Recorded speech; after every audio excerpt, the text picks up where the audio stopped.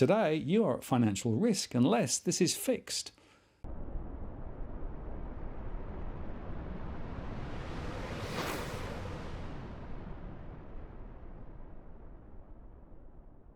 Hello again, it's Martin North from Digital Finance Analytics World Notice Posts, covering finance and broad news with a distinctively Australian flavour. This is a very important show, and I'm joined today by Robbie Barwick from the Citizens Party. Hi, Robbie. Hi, Martin. And this is one of those conversations that we've just got to have, because potentially there are loads and loads of Australians, and perhaps people in other countries as well, who are at risk unless this is fixed. Well, the worst part about it's an avoidable risk. And it doesn't have to be there. Right now it is. Everyone is at risk from it. And there's been lots and lots and lots of victims already. And because it's an avoidable risk, we have to fix it. This is a moral question about what sort of financial system we want going forward.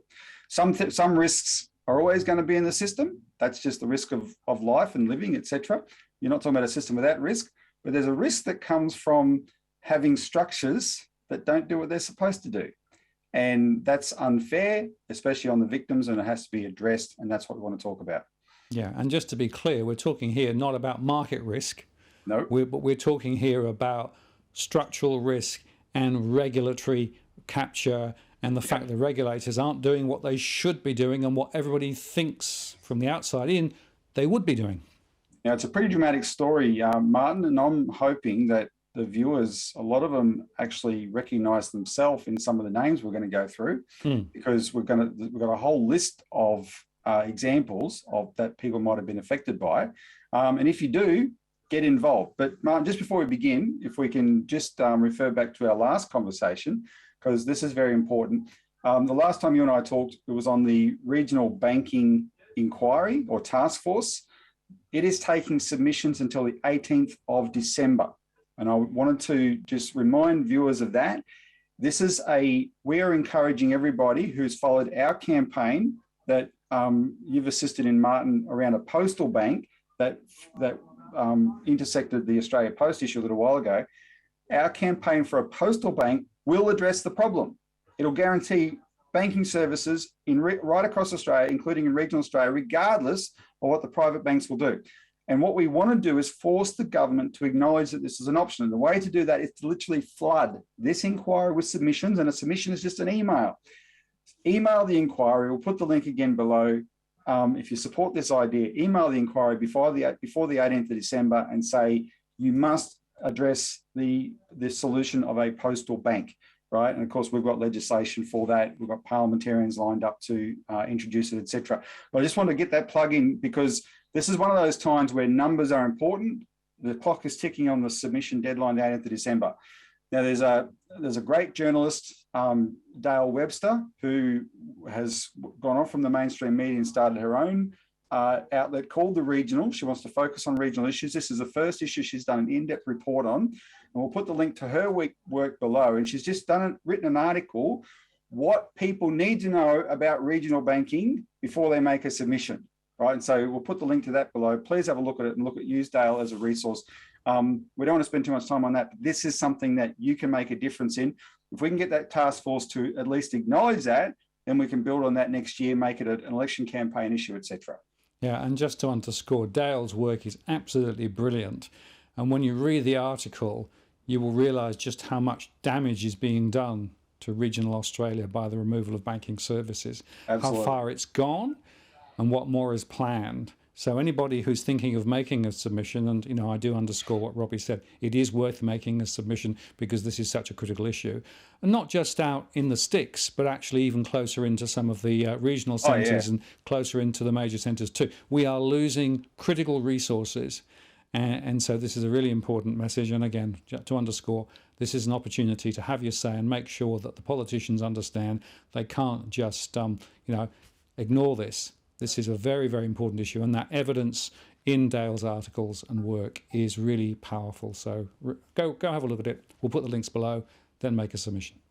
Now, just to segue, one of the virtues of a postal bank is that it breaks the monopoly of the big four private banks. And that monopoly, or oligopoly, is a monopoly over the financial system and, frankly, over politics. And it has distorted Australia, the Australian economy and the Australian political system. And that brings us to this problem that we need to talk about now, because thanks to that oligopoly and the government doing everything in its power to serve that instead of the Australian people, they have resided over a system of regulation that is weak and ineffective. Deliberately so. That's our assertion, deliberately so, because they are neoliberals, Martin. They don't believe in regulation. They believe in, it's even in the Wallace report that set this up in 1998, the efficient markets hypothesis, right? Left to its own devices, everything will work itself out. That's what they believe in, which in practice is the law of the jungle, right? And the people who preach the law of the jungle are the predators, not the prey. And under this system, too many Australians have been the prey. So an example that I want to use, which is literally the tiniest tip of an enormous iceberg, is this Sterling First case that we've been campaigning on for the last few months. Now, this campaign has really taken off. We are making breakthrough after breakthrough after breakthrough. And again, it's a testament, DFA viewers have assisted in this, you've assisted in this. We make the right phone calls at the right time to the right people in the political system, and you get breakthroughs. The latest this week is if on Tuesday night, 7:30 on ABC, did another update on Sterling First, and it was excellent. Because what's happening is, thanks to the inquiry we got up, it's starting it's like a satellite video image zooming in on the earth and zooming in on the tiniest detail. And the detail that everyone is now zoomed in on is ASIC's failure to be a regulator, failure to act. And I encourage people to go and look at it. It was, it'll be up there on ABC for a little while. Go to the ABC website and have a look at that episode, because what you'll see is absolutely shocking. These are 140 elderly, frail, sick people. They are all facing eviction onto the streets. Some already have been evicted. Others are being evicted right now. They all face eviction. They're dealing with cancer. The guy who's on that show who's being evicted right now, his wife is in hospital with cancer, a severe lung, terminal lung issue in hospital, and their lives have been destroyed by a financial scheme that they thought was just them paying rent in advance for the rest of their life, and they weren't aware they were being drawn into this very complex managed investment scheme. But the regulator was. And what came out of the hearings, the two hearings showed that ASIC's excuses, Joe Longo's excuses, that that ASIC did follow due process and did what it could do, were exposed by the details of the case and by a former ASIC investigator named Niall Coburn, who said, no, the law provides ASIC a lot more power to do a lot more. Anyway, they had two hearings in the 1 week, 2 weeks ago. And then on the Monday of last week, ASIC had to hand over these documents that the Senate had ordered it to a few weeks earlier. And these documents are absolutely explosive. And that's what 730 focused on. Because, now bear in mind, there's a real world reality here that ASIC doesn't want to acknowledge, but Niall Coburn acknowledged and everyone else acknowledges. When ASIC is looking at this case, it is aware that these people are targeting vulnerable elderly people. It's aware of that. So they're looking at a case that starts in 2015. There's a trust involved, which has a responsible entity, and the documents show the ASIC people internally are saying, yeah, that's dodgy. We've known that's dodgy since 2010. Don't do anything about it. In 2015, FOSS, now called AFCA, FOSS, the Financial Ombudsman Service, asked any bank victim around Australia what they think of FOSS. FOSS complained to ASIC. Bloomin' hell, if FOSS complains, it must be bad. FOSS complained to ASIC, right? ASIC said, NFA, no further action. An internal ASIC staffer said, this 2015, the year it started, this is a problem. ASIC looked at it and said, NFA, no further action. If ASIC had have just shaken the tree a little bit in 2015, just a little bit, and seen what fell out, it would have been forced to take further action. They could have nipped this in the bud when a few $100,000 had been collected from these elderly people. And then that money could have been recouped very easily from the company. Instead, they did nothing. It took till 2017, the West Australian Department of Mines and something else that covers consumer affairs made an official complaint. ASIC then looked at that complaint. It still took them 6 months to act. By the time they acted, they put on a stop order in the end of 2017.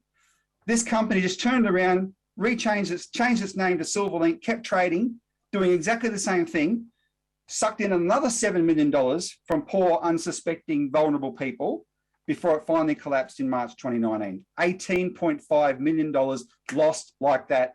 And the 140 victims who only got involved because this scheme was registered with ASIC, who only got involved because some of them called ASIC up and said, is there any problems here? And ASIC didn't say anything. They didn't tell them the directors were dodgy and had records a mile long. These documents show an internal ASIC memo saying, one of these guys, that they've redacted his name, we've been following one of these guys since the early 90s and he's had lots of losses.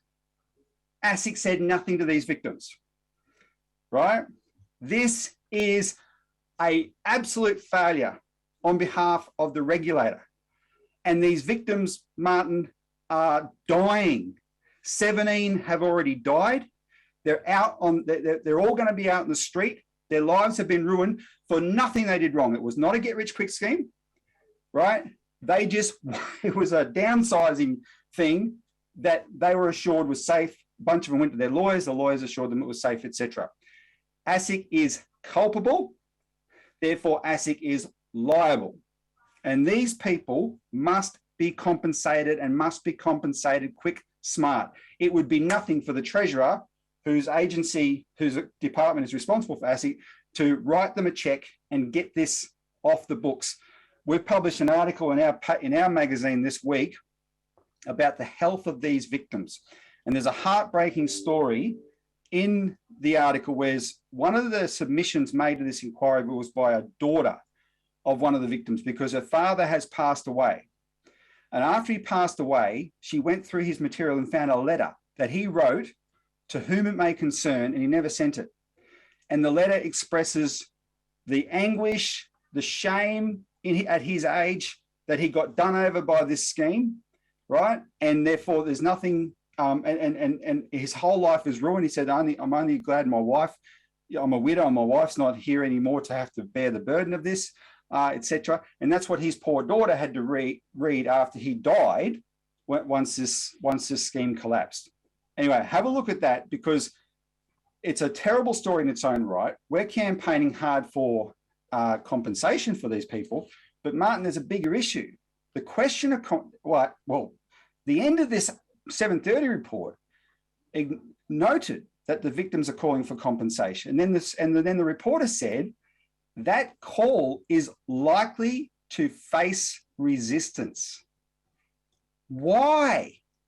On what planet would Australians not want these people compensated under these circumstances?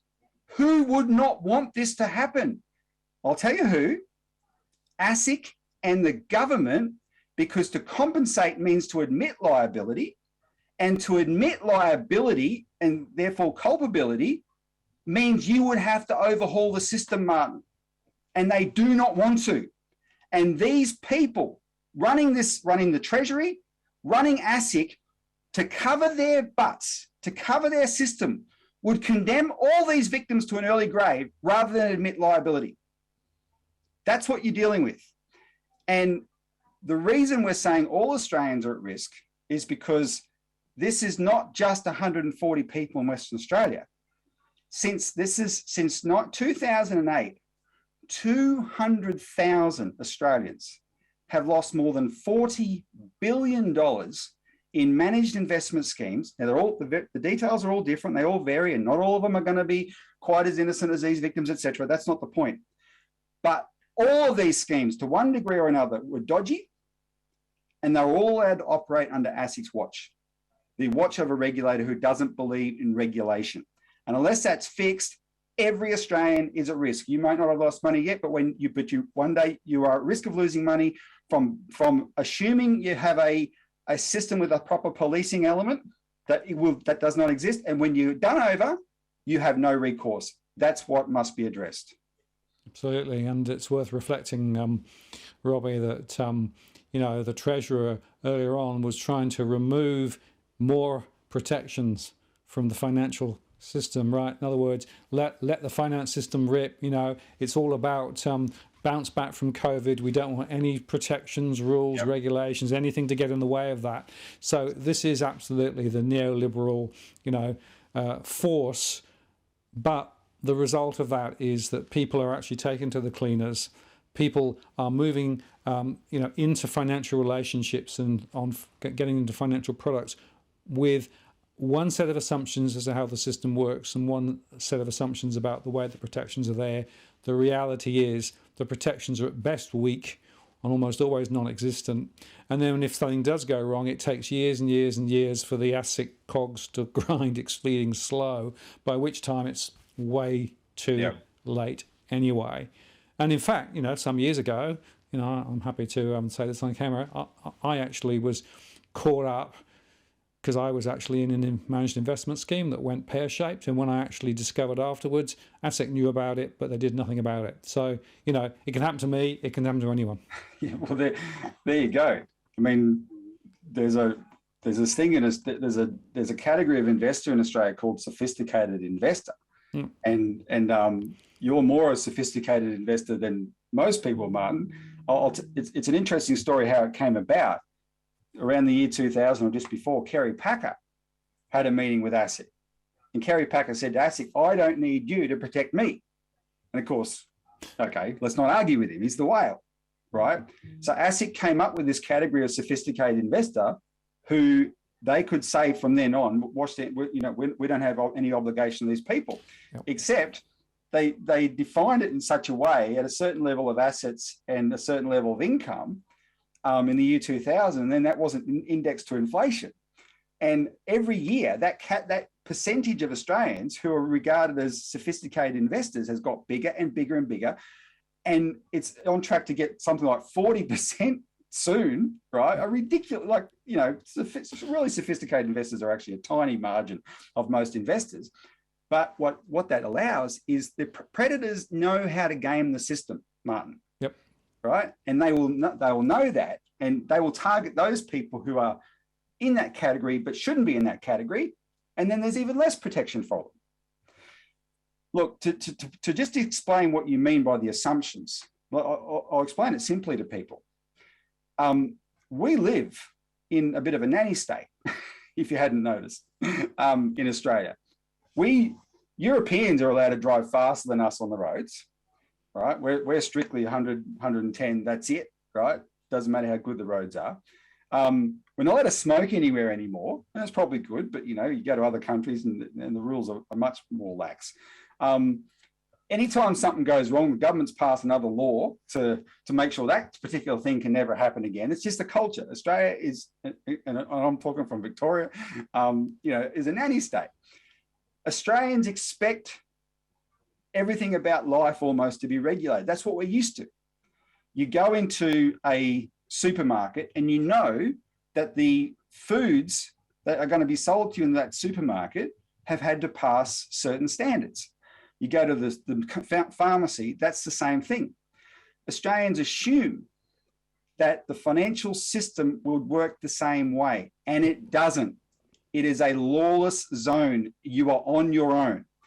So I did an interview, which we can link to below as well, with Peter Johnson, who's the Executive Director of the Association of Independently Owned Financial Professionals. And I met Peter back in 2018, actually, when we were campaigning for Glass-Steagall, breaking up the banks, because his association pointed out how a lot of the products that people invest in, financial products, are dodgy to start with because of vertical integration of the banks. The banks make their own products, and then they own the investing houses that can go and promote those products to people, And then they also are the one, they pay the research houses to rate those products, right? And this vertical integration of the system is complete, total conflict of interest. And his association was arguing that's another reason to break up the banks, which, as you and I know, is something we campaign for, right? Bank separation. Some of that's happened, but not by law. And therefore, what the stuff that did happen after the Royal Commission, eventually it'll come back. And some of it already would have.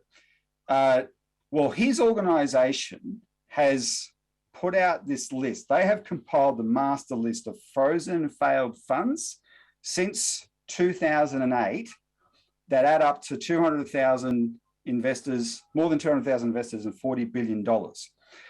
In the interview, Peter explains to me how before the end of the 1990s, ASIC, or its predecessor, the ASC, the Australian Securities Commission, did regulate products. When you invested in a financial product, ASIC had cleared that specific product, right? There was a lawsuit that ASIC went through, and it lost because one of the products failed. And so ASIC was sued, or the equivalent of ASIC was sued. So because ASIC didn't want to do that again, didn't want to get sued again, that became the catalyst or the excuse for the government to say, okay, ASIC's no longer going to regulate products, right? It's just going to register them. And there's a tick and flick criteria. You meet these 5 criteria, you can register your product. People, that's the system fundamentally changed, except most Australians had no clue. No understanding that that's actually what happened. Now, personally, I think it's nuts so what if ASIC got sued and had to pay out money to the people who invested in a dodgy product that it had actually endorsed? It's the government, for crying out loud. It's not like it can go bankrupt. What it's done is replace that with a system to avoid that happening. It's now got a system that has produced, just since 2008, $40 billion in losses from 200,000, borne by 200,000 people who can't afford it. This is crazy, right? So, but anyway, that's the system. It was given the imprimatur of the Wallace report in 1998, which, as I said earlier, said, okay, we believe in the efficient markets hypothesis now. The market left to itself will always make the right decisions, right? It has the perfect knowledge. That it has reiterated, ASIC has reiterated that's its philosophy multiple times in subsequent inquiries. We've documented this in a series of articles in our Australian Alert Service magazine. And this is the era of caveat emptor. Let the buyer beware. Now, as you and I have talked about, caveat emptor is one of those, we're not saying there should be no caveat emptor. Caveat emptor is one of those things that should go without saying. Of course, everyone should be aware of everything they do. But this doctrine of caveat emptor they preach is the equivalent of saying there's no policeman in the system.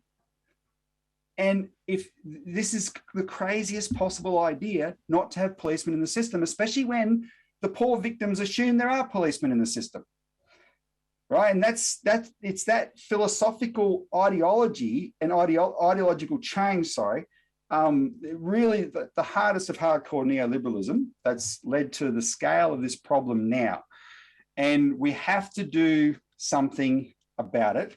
And we've got a few ideas on what to do on that, because there's some opportunities presenting themselves. And just to say, Robbie, there is an incredible asymmetry here, right, between the knowledge of those large organizations and even, smaller organizations and their ability to influence. They use all the tricks, right? So it's marketing tricks, and it's, fear, uncertainty and doubt tricks. All of those things are being used by many of these organizations to flog products that sometimes are okay but sometimes might not be okay to people who, in their own world are smart and capable people but don't have any chance to be on the same level as all of the stuff that's coming down from those institutions. That's the problem, right? And it's also dressed up with a level of complexity and with a level of jargon and with so-called proofs and facts that are very hard to unpick, right? So what it means is you've got asymmetry between a prospective purchaser and those organisations offering these products and services. And that's why caveat emptor can't possibly work. right? Yep. If you was a level playing field, if you had the same level of knowledge as them, you could do that. You could actually then make sure that you're asking the right questions. If you're Kerry Packer. Yeah, if you're Kerry Packer. And even then, sometimes they get caught out, right? You can just afford the losses. That's the only difference. Yeah, exactly right. But ordinary Australians and ordinary businesses who get sucked into these, right? And I'd also make one other point. The 200,000 people is probably just the tip of the iceberg. I'm sure there are many, many more that have been caught. And that the amount that we're talking about, because it was then rather than now, if that was invested differently, that amount will be colossally bigger. If you think about the growth in the stock markets and the growth in property prices from 2000s to now, right? So this is a mega-sized problem. And I'll make the final point, it's still going on, right? Today, people are still being sold products and services with a financial bow and ribbon on it, which they should never be sold in the first place, right? They are being misrepresented. And I'd also add, that includes some of the stuff in crypto land as well as other wealth management products too. It is a way more complicated story now than it was. People are being caught and being tricked, but the regulator remains asleep at the wheel and deliberately does not want to act. That's shameful. It is shameful. As we talk, Martin, you can, and you might already been doing it, put up the list of funds that we're talking about. I'll just look at a shorter version here, which is the managers of those funds, but there's a large list, and we linked to it in our press release this week. But I want to give you a contrast to sterling, which nevertheless still illustrates the problem that you just cited, and that's Storm Financial. Storm Financial's on this list. It's the second biggest losses of $3 billion. The biggest is Great Southern Plantations. Now, Storm Financial is very different to sterling. I mean, these were people. This was really reckless, high risk investing in margin lending, right? Get rich quick, all of that, right? However, there was an element where a whole bunch of elderly people up in Townsville got sucked into it by their kids, right? Because they sat on the assets. They had the house that they could borrow money. Oh, you got to get into this, mum. You got to get into this, dad, right? Borrow money against the house and get into this. Now, the sterling people, it was incredibly conservative. That's one of the reasons they got sucked in. They were not doing anything risky. They were downsizing, right? They checked everything, etc. This was that had nothing to do with get rich quick. They are truly, truly innocent. But what they have in common though is the way Storm operated. The Southern Townsville branch of CBA, the Commonwealth Bank, won CBA Branch of the Year at the height of the Storm financial scheme for about 4 years in a row. It was pumping out so much money. And for those victims, they're assuming ASIC's keeping an eye on things. They see the big names like the Commonwealth Bank of Australia stick with the strength, right, associated with this, and they assume it must be okay. And that's this asymmetry of knowledge that you're talking about. CBA knew how risky it was, because the proof of that is how quickly they called in those loans to bankrupt all those people, right? That's how margin lending works. The poor suckers, especially that percentage that got drawn in because it became such a feeding frenzy around Townsville. That's my hometown. That's where I got, sisters up there, banking at the same damn CBA branch, right? And the fact they got Branch of the Year 4 times or something for a scheme that robbed people of $3 billion. That's the right there, writ large, what's wrong with Australia's financial system. Absolutely. So since then, we've had a Royal Commission. And the Royal Commission was dramatic in many ways and led to all these recommendations. And there's one specific one I want to talk about now, because this is how people can help. But there was the assumption that, okay, things are going to change around here. And there's a clip of Josh Frydenberg straight after the Royal Commission saying, my message to the financial system is stop it, right? You must stop this. So, okay, where are we at 2.5 years later? That politician is a liar. Now, that's unparliamentary language. The Speaker would rule me out of order if I was in the House of Representatives chamber calling Josh Frydenberg a liar. But we're not in Parliament, Josh. You are a liar. And I want to give you the proof of that, because he has just appointed a new body to oversee the regulators. Who will police the police? Well, it's called the Financial Regulation Assessment Authority, FRAA. And the guy he's put in charge of it is Nicholas Moore from Macquarie Bank. And if you go to ABC website and go to background briefing and listen to their story this Sunday night, from this last Sunday night, about the cum-ex shares tax scandal in Germany, which is a huge $80 billion ripoff of the German government by banks from around the world, including Macquarie Bank, you will hear that show read out emails from inside Macquarie Bank where Nicholas Moore knows this is dodgy. He knows there's potential criminal illegalities involved. And he says, ignore all that. How much money can we make? That's a paraphrase, but that's what he's saying in that. And that man, an arch financial predator in the Australian financial system, is in charge of the regulators now. That's who Josh Frydenberg has appointed. Nicholas Moore is one of 100 Macquarie Bank executives who are persons of interest in the German government investigation into this scandal, which has already sent bankers to jail. And he is now in charge of policing our financial regulators. This is a joke. This government has waited 2 years to unleash the beast. Josh Frydenberg is Montgomery Burns, release the hounds, right? That's what they've done. And you're the people who the hounds are being released on. And we cannot tolerate this. And what the Citizens Party is doing is calling on that army. You're an army. 200,000 victims of this one type of scheme, managed investment schemes, hundreds of thousands of other victims, mortgages, all sorts of schemes, that you assumed ASIC was playing some kind of policing role, and now you know they weren't. Join the fight to demand, one, compensation, proper examination of the schemes, but compensation for the victims who deserve to be compensated, like all these Sterling First victims. But two, more fundamentally, because they have to compensate, a total overhaul of the system.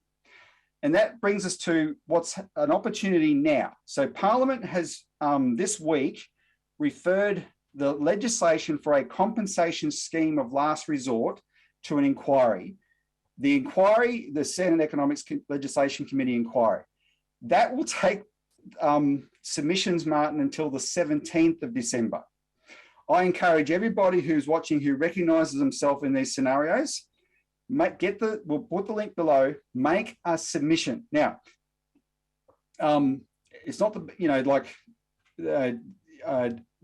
whatever this inquiry might say, let me just say this now, it's not going to be the last word on the matter, right? Because we have to build and build and build pressure here until the system or the system of protection for predators breaks. Right, so they may even rush something through before the election. I kind of doubt they will get the chance to, but maybe they will. They may rush something through. But if we start now demanding this be addressed, use the case of Sterling First, which is an undeniable black and white case that must absolutely be addressed, and then point out that's the tip of the iceberg. The whole kit and caboodle has to be addressed, right? To force the government to do the right thing. Now, specifically in the case of the compensation scheme of last resort, Commissioner Hayne recommended it in his final report. He said there must be a compensation scheme of last resort. The government and the opposition tripped over themselves back in 2019 to say they would implement all of Hayne's recommendations in full. Josh Frydenberg put out this document at the time, February 2019, Restoring Trust in Australia's Financial System, the government's response to the Royal Commission. And on page 5, he said, we will further improve consumer and small business access to redress by going beyond the Royal Commission's recommendations by, among other things, expanding the remit of AFCA for a period of 12 months to accept applications for disputes dating back to 1 January 2008, the period covered by the Royal Commission. And what that means in practice is why the Association of Independently Owned Financial Professionals has compiled this list. This is a list of the managed investment schemes since that date, 2008, right? That's what Josh Frydenberg promised in 2019. When they produced the CSLR, the compensation scheme of last resort this year, they excluded managed investment schemes and a whole bunch of other categories of investors. So only a tiny handful of victims qualify to even be looked at by the scheme. And then they put a cap on it. Now, AFCA has a cap, the Australian Financial Complaints Authority, which has succeeded FOSS, it has a cap of $525,000 that it can award in compensation. For this dedicated scheme, Frydenberg whacked a cap on it of $150,000. This is adding insult to injury. It is making a joke of the system of justice and compensation in Australia, right? He knows how big and bad this problem is. And it's like, it's just, you know, as callous and disregarding as you'll ever see a politician being. And of course, their excuse will be, oh, well, we don't want to, you know, we've got to have a system that the banks, that the financial industry can afford. Well, I don't care what the financial industry does going forward, Martin. They cannot be allowed to go forward and keep making their mega profits until this is addressed. And if that means the government pays out all the compensation and then recoups it from the banks and the insurance companies, et cetera, over time through a levy, so be it. Don't delay the compensation. Examine the cases, sure, but pay the victims properly, pay them in full. Choice is saying everyone should be paid in full, but if Choice has said because they're campaigning on this as well, the Consumer Advocates' Choice, if there's going to be a cap, make it the AFCA cap of $524,000, not $150,000. $150,000 is a joke. At least $524,000 will cover a lot more people in full than the $150,000 will. So make it something like that. But in general, why should that even be the case? These banks should be in probation for as long as it takes. No other way will we reform this system.